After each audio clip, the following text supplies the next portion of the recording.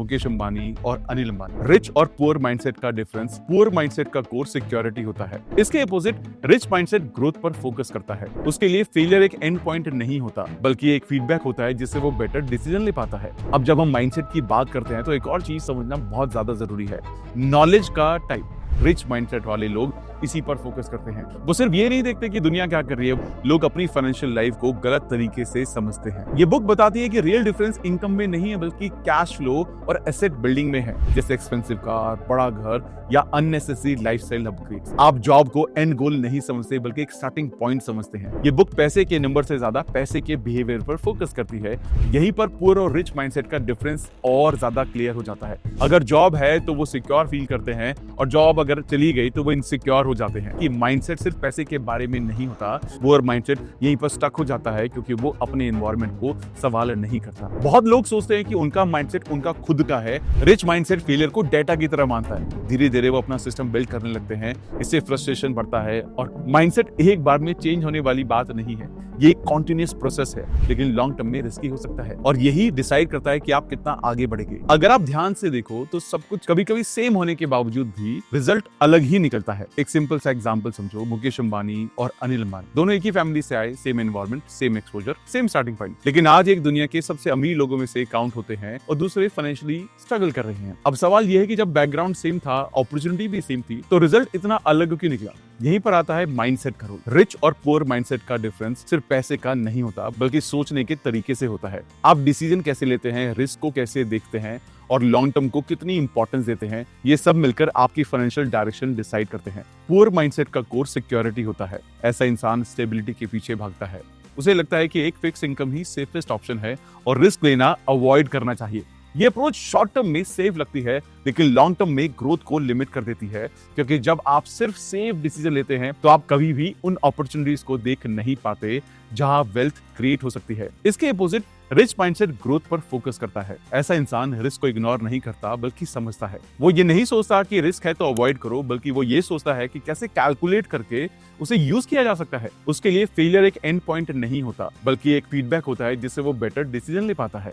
एक और बड़ा डिफरेंस पैसे को देखने के तरीके में होता है। पुअर माइंडसेट वाले लोग पैसे को एंड गोल समझते हैं। वो ज्यादा कमाने पर फोकस करते हैं, लेकिन उस पैसे को कैसे ग्रो करना है उस पर फोकस नहीं कर पाते। इसलिए जैसे जैसे इनकम बढ़ती है, वैसे वैसे एक्सपेंसेस भी बढ़ते जाते हैं और फाइनेंशियल पोजीशन स्ट्रांग नहीं हो पाती, सेम ही रहती है। रिच माइंडसेट वाले लोग पैसे को एक टूल की तरह यूज करते हैं। उनका फोकस होता है एसेट क्रिएट करना, ऐसी चीजें जो फ्यूचर में उनके लिए इनकम जनरेट करें। वो पहले अर्न करते हैं, फिर इन्वेस्ट करते हैं और उसके बाद स्पेंड करते हैं। यहीं से दोनों रास्ते अलग हो जाते हैं। एक रास्ता आपको बिजी रखता है लेकिन फाइनेंशियली फ्री नहीं होने देता, और दूसरा रास्ता धीरे धीरे आपको कंट्रोल देता है अपने टाइम पर, अपने पैसे पर और अपनी लाइफ पर। अब जब हम माइंडसेट की बात करते हैं तो एक और चीज समझना बहुत ज्यादा जरूरी है, नॉलेज का टाइप।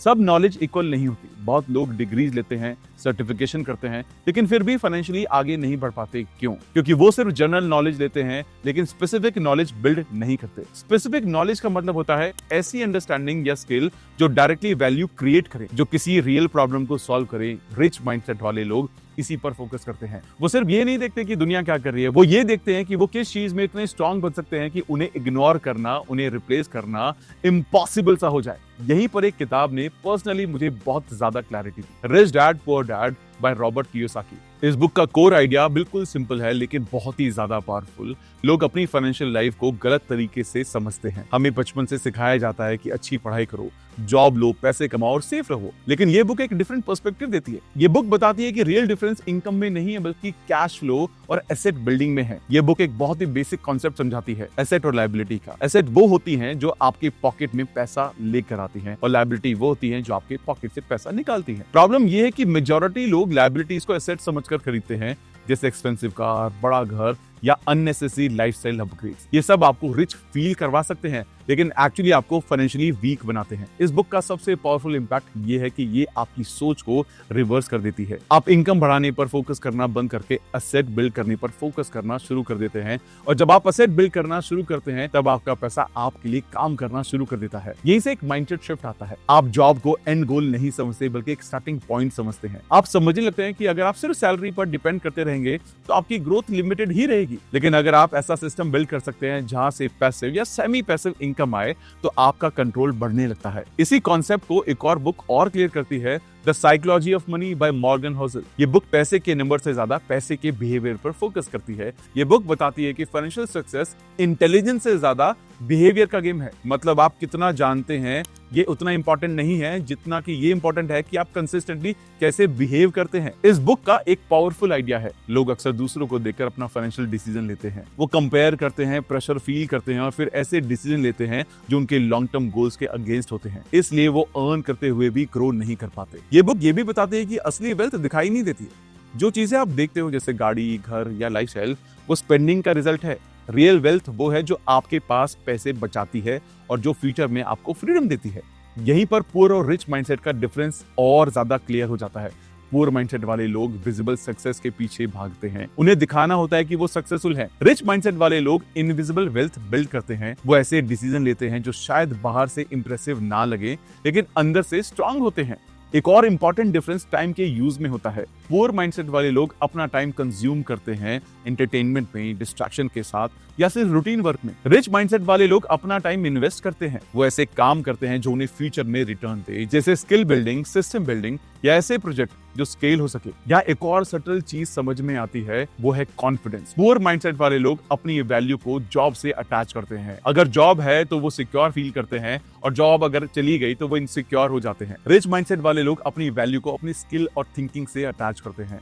उन्हें पता होता है कि अगर उनके पास वैल्यू क्रिएट करने की एबिलिटी है तो वो कहीं भी पैसा बना सकते हैं। और यहीं से एक मेजर शिफ्ट आता है, डिपेंडेंसी से कंट्रोल तक। जब आप अपनी इनकम के लिए किसी एक सोर्स पर डिपेंड करते हैं तो आपका कंट्रोल लिमिटेड होता है, लेकिन जब आप मल्टीपल वेज में वैल्यू क्रिएट करना सीख लेते हैं तो आपका कंट्रोल बढ़ने लगता है और फाइनेंशियल फ्रीडम का बेस वहीं से शुरू होता है। अब तक जो बात क्लियर हो चुकी है वो ये है कि माइंडसेट सिर्फ पैसे के बारे में नहीं होता बल्कि डेली के बिहेवियर के बारे में होता है। और यहीं से सबसे बड़ा डिफरेंस आता है साइकोलॉजी में। लोग क्या सोचते हैं ये इंपॉर्टेंट है, लेकिन इससे भी ज्यादा इंपॉर्टेंट है कि वो किस पैटर्न के साथ सोचते हैं। सबसे पहला पैटर्न है instant gratification versus delayed reward. आज के टाइम में सब कुछ इंस्टेंट मिल जाता है, खाना, एंटरटेनमेंट, शॉपिंग, सब एक क्लिक पर मिल जाता है। इसी वजह से हमारी आदत बन गई है कि हमें हर चीज और रिजल्ट जल्दी चाहिए।